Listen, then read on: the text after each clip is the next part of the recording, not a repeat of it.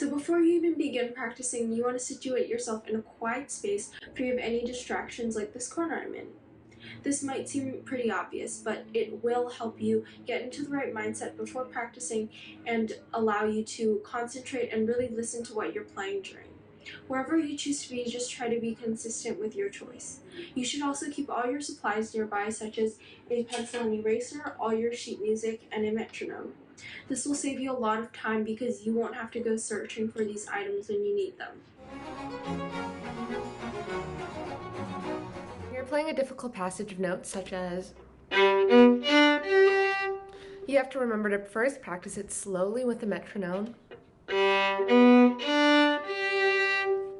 And you could try practicing it with different rhythms than written, such as half note, quarter note, half note, quarter note.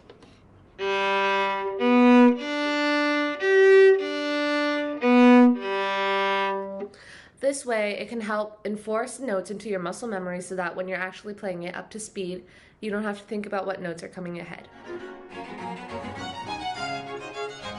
Today I'm going to be teaching you how to play a rhythmically difficult passage. So at first glance, I see that the time signature is 2-4.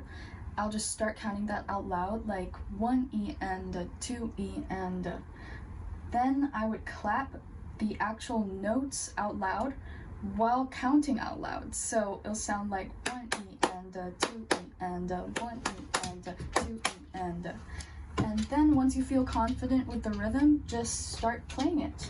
1E and 2E. I messed up, but whenever you feel stuck in a passage, just try this trick out.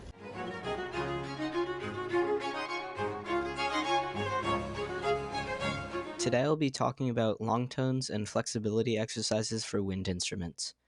Long tones help develop the strength of your embouchure. They help your breathing and stability of sound. Long tones can help you after playing or before you play as a warm-up. Here are a few examples of long tone exercises.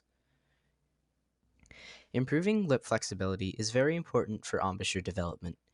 As you increase strength in your embouchure, it is important to maintain good flexibility because strength without flexibility can be detrimental for your playing.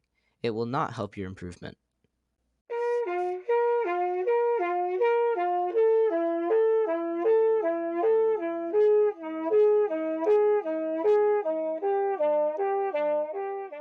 Here is another example of a flexibility exercise. Make sure to practice these exercises every day before or after practicing. I'll be talking about the importance of reading and marking up your score. Like you do with reading articles or textbooks in school, it's good to annotate and highlight the main topics. It's kind of similar with music. It's typically recommended to mark up your score if it's your own because it serves as a really good reminder.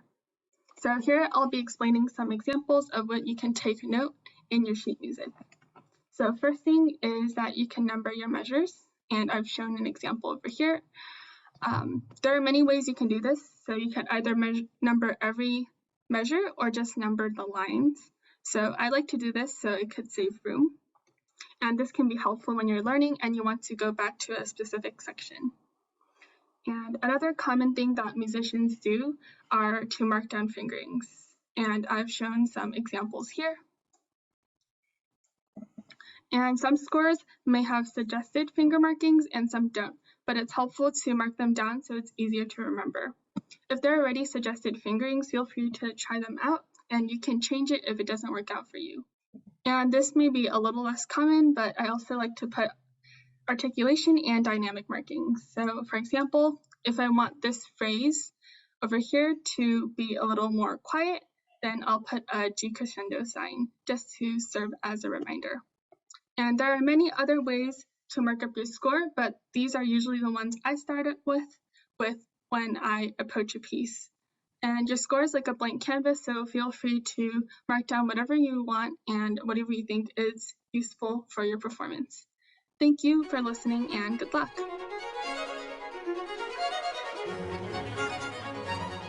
Two tips that I have that are super useful is, well, first, you should try finding a recording. Whatever piece you're playing, if you don't know how to play it or if you're just learning it, go to your teacher, ask them how to play it, and then maybe go to YouTube and find different variations and see something that you really like and make it your own.